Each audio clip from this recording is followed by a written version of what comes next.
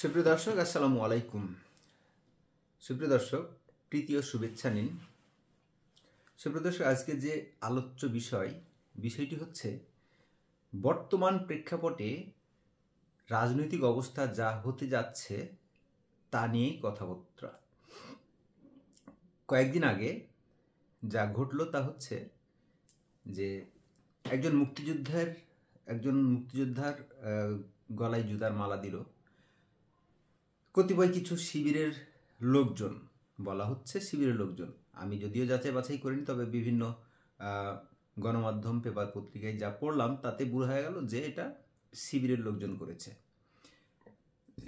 এই যে হিংসা প্রতিহিংসার রাজনীতি, যদি এই রাজনীতিটা আওয়ামী লীগ গত 15 বছরে করে থাকে, ধরে নিলাম ওই একজন আওয়ামী লীগ নেতা কিংবা কোনো একজন আওয়ামী লীগ নেতার দ্বারা নির্যাতিত জামায়াত ইসলাম, বিএনপি, বিভিন্ন কেউ যারা নির্যাতিত, এখন যদি একই কায়দা কিংবা তাদের নিয়ে, যেটা কিনা আর কি মব জাস্টিস তো আসলে বলা যাবে না, মব কখনো জাস্টিস হতে পারে না।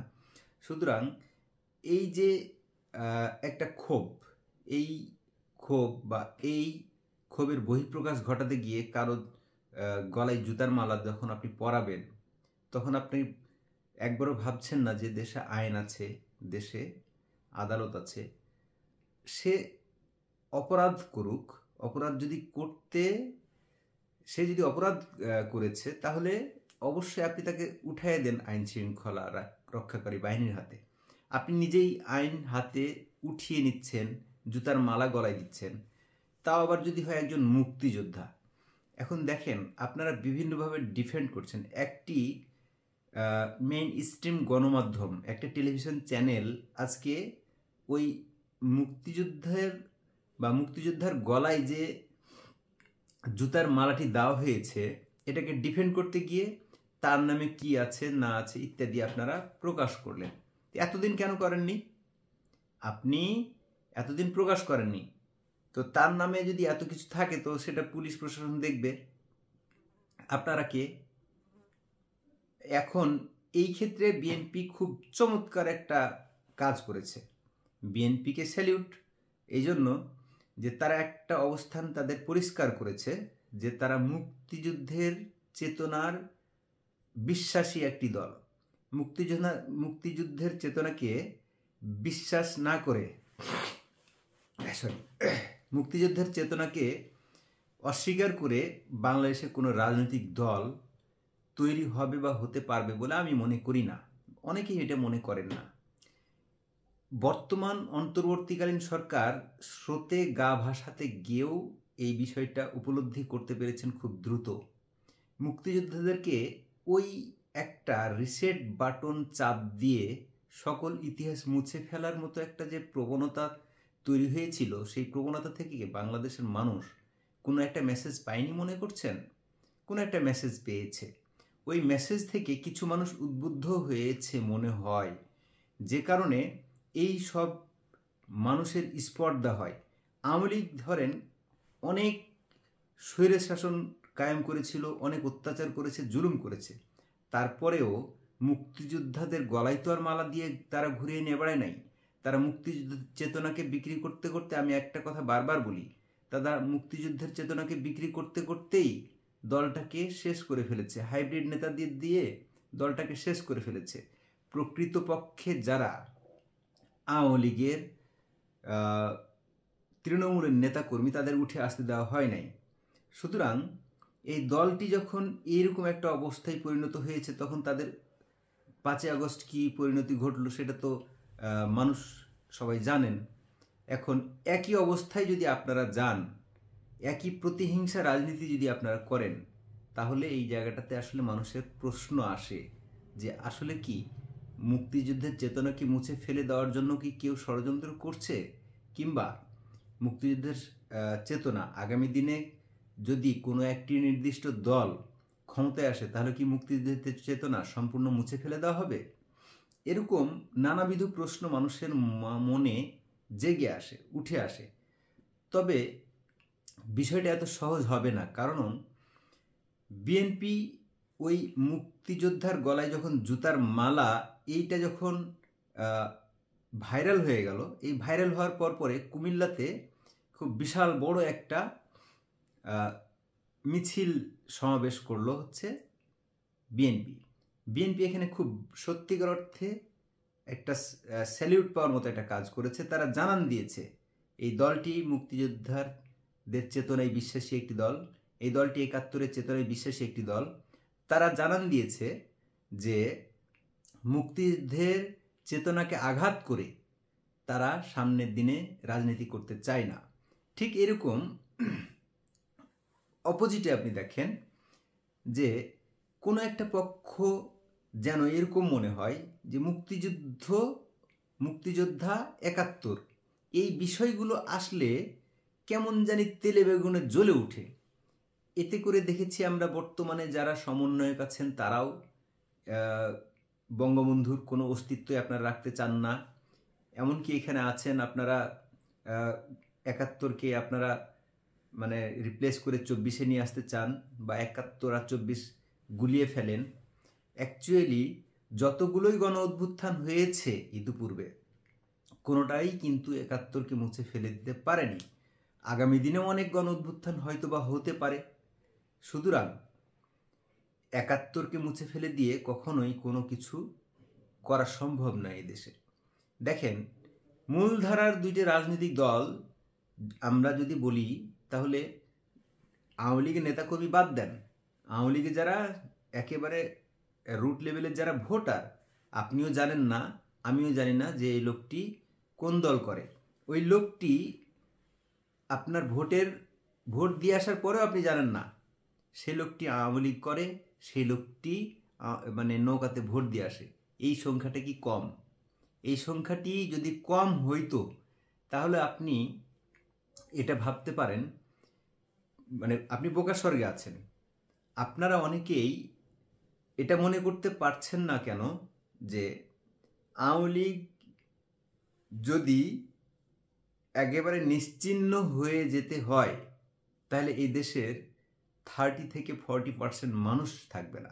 কারণ 30-40% মানুষ এই দলটিকে পছন্দ করে, দলের নেতাকর্মীকে পছন্দ করে এমনটি নয়, এই দলটিকে পছন্দ করে।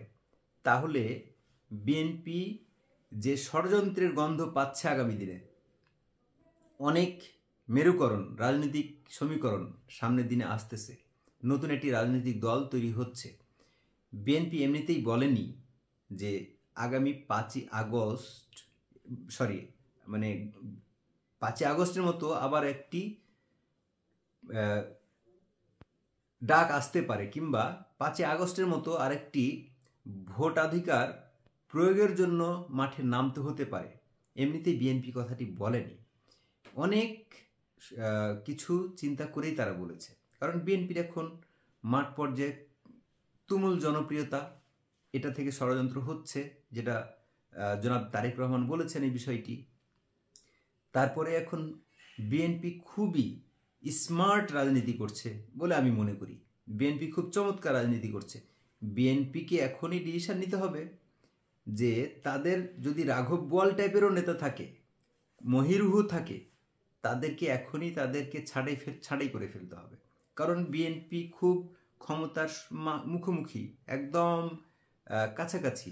তার আগামী নির্বাচনে একটা যদি ফেয়ার, একটা ইনক্লুসিভ যদি নির্বাচন হয়, বিএনপিকে কেউ ঠেকানোর ক্ষমতা নেই। বিএনপি তার নিজস্ব ভোট ব্যাংক তো আছেই, এই সকল ভোট তো পাবেই।